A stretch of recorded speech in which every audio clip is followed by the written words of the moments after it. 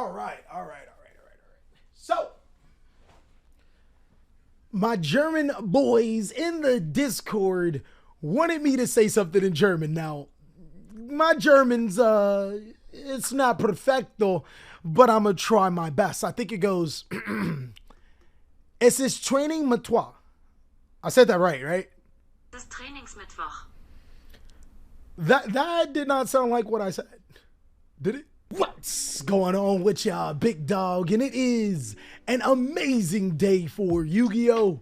I hope that your day is going phenomenal, but if it isn't, don't let what happened at the beginning of your day ruin the rest of your day. Speaking of such, if you did not know what I said in German, I said is Workout Wednesday. We spend this portion of the video to either A, get you into the gym, leading to a healthier lifestyle, or B, if you're already in the gym, giving you some tips to take it a little bit further. Since last week's tip went so well, I actually want to talk about something that beginners, intermediate, and advanced lifters can all take advice from. This is huge, and it requires you to put your ego to the side. If you don't know how to do a lift, ask for help.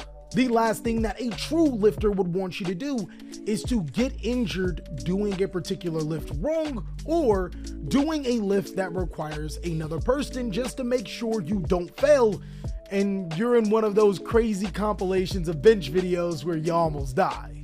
Find somebody in the gym that is knowledgeable at what they do and ask them for help. I promise you, you might even get a new friend in that particular area, and a lot of them are more than happy to help. I feel that a lot of people just throw in headphones and feel that it's forbidden to talk to someone else, but you can actually perfect your lift if you do it correctly, and that's actually kind of what we're talking about. Today, I'm going to be going over a perfect forbidden list. We're going to throw everything to the side. We're not doing a prediction here. We're going to make a forbidden list where as many decks as possible can compete in this meta. And of course, guys, I am so insane in the membrane. I am completely crazy.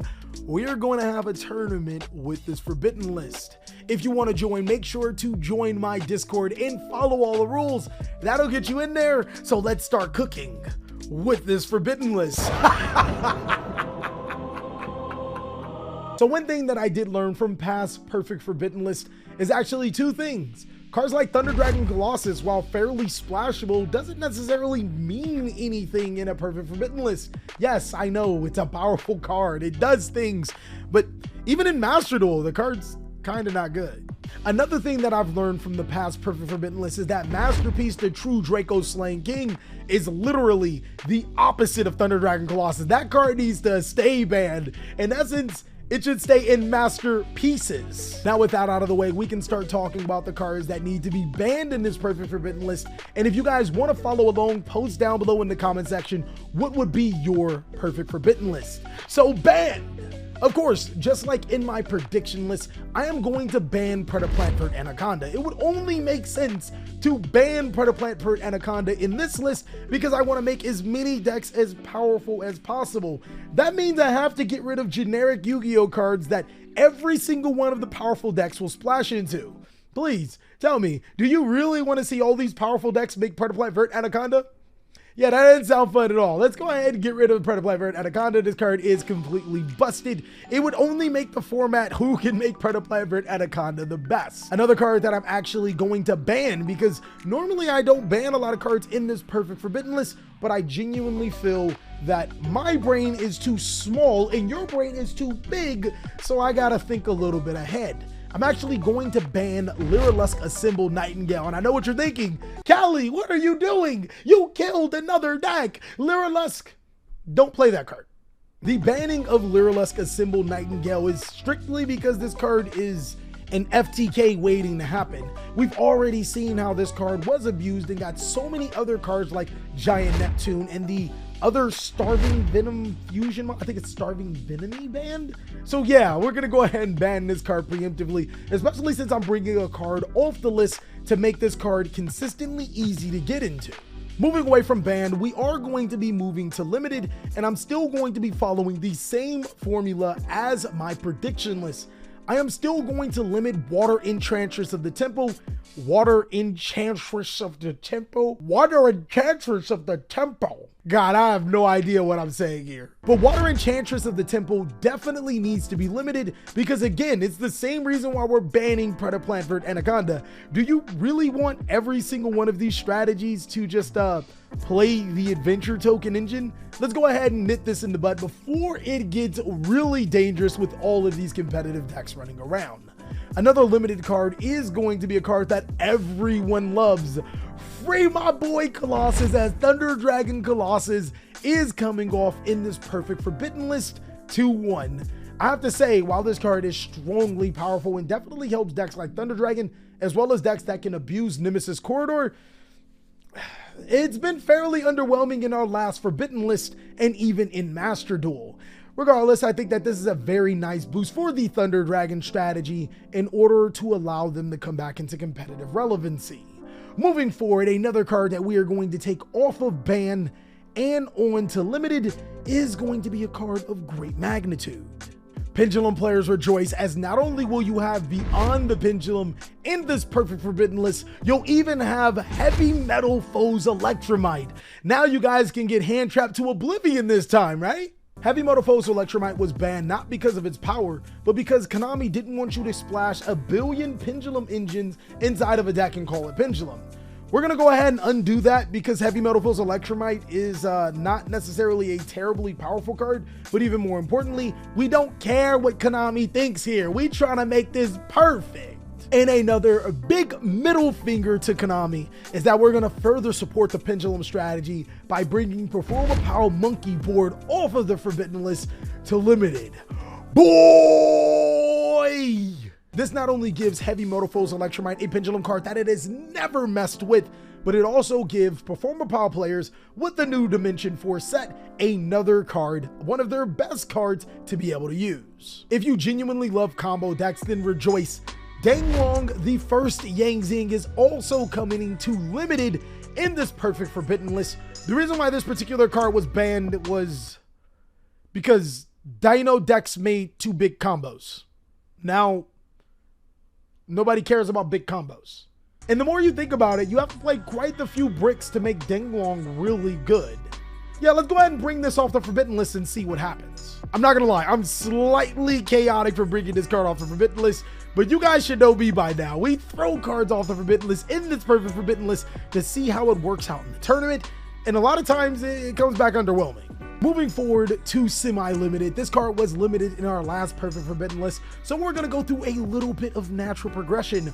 Orchest Harp Horror comes off of 1 to 2, and I don't think that anybody really cares. The original reason why Orchest Harp Horror was banned is because you could splash the Orchest engine in any deck, and then you can summon powerful monsters to your side of the field, and because the Orchest strategy is so versatile, nobody will be able to stop it. That's not it, boss. The Orchis engine is way too slow to pretty much be splashed in anything except for maybe Phantom Knights. The Orchis strategy can get a second Harp Horror, making them a little bit more consistent, but the jury is easily still going to be out on them, as last tournament, they did not do so high. Now, another card that we are going to move from limited to semi-limited is Mind Control. And the reason why Mind Control was limited is, read the card. It says, take your opponent's monster and it can't be tributed. Like, tribute summoning is something that we all do. Taking your opponent's monster and using it for a link summon of your choice, a fusion summon of your choice, because that also happens, and a synchro summon, means that Mind Control is one of the most versatile cards on the Forbidden list.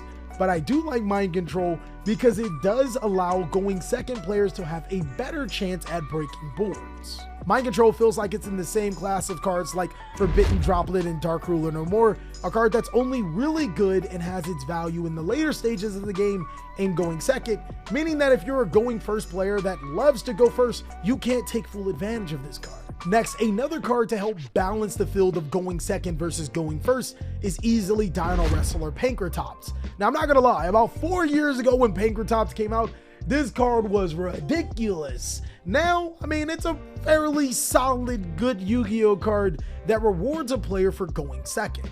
is not necessarily unstoppable, but your opponent 100% has to make a life decision when Dino Wrestler Pankratops hits the board. Servant of Endymion is also a card that comes from 1 to 2, huge boost for Pendulum strategies, but I have a strong feeling that the Endymion strategy may make a rise with all of the hits that we've made.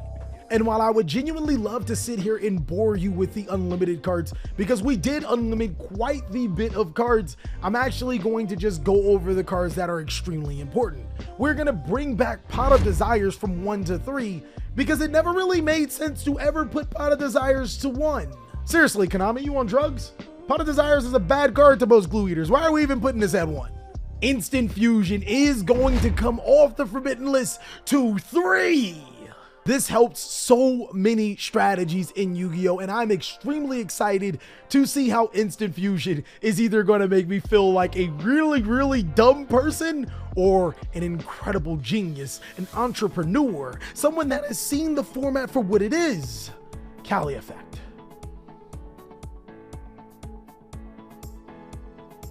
You know, with this type of thinking, I could probably run Apple.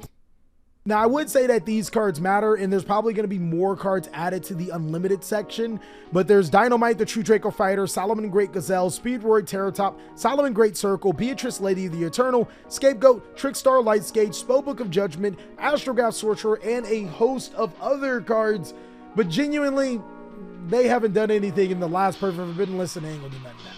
At least that's what I have for an invitation for you to join my Perfect Forbidden List and prove me wrong. It's going to be extremely exciting to see so many competitive decks in Yu-Gi-Oh! But let me know, what do you think? Is this Forbidden List completely bonkers? Is the TheCaliEffect going psycho? Or is this the best Forbidden List you've ever seen? Also, be sure to post down below in the comment section, what is your Perfect Forbidden List? Did I completely whiff on cards like not banning Wandering Griffin Rider and Artifact Scythe? Or am I pretty much on time? If you want to see more amazing videos, you can go ahead and check out these, or you can go ahead and check out Master Duel Cali for Master Duel content with the Forbidden List already being out. I hope you're having an amazing day, and I'll catch you on the next video.